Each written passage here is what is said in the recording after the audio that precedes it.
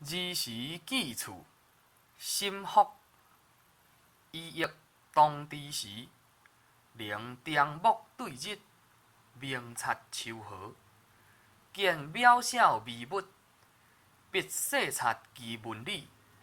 故时有物月之处。下文生雷，是语作君服武康。心之所向，即或浅或白，果然服也。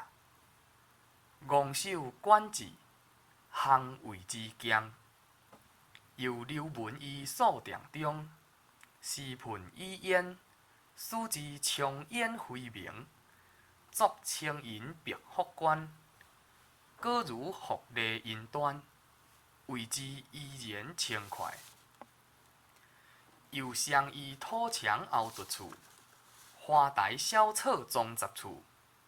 尊其身，始以大节，定神细思。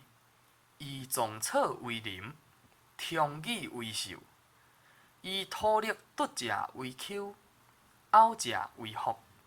身游其中，怡然自得。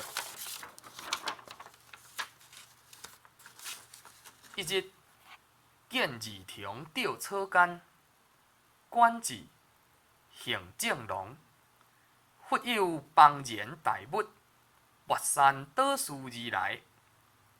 盖亦癞蛤蟆也。舌一吐，而儿童尽为所吞。伊年幼，方出神，不觉酣然惊恐。神定，触蛤蟆，便数十，弃之别焉。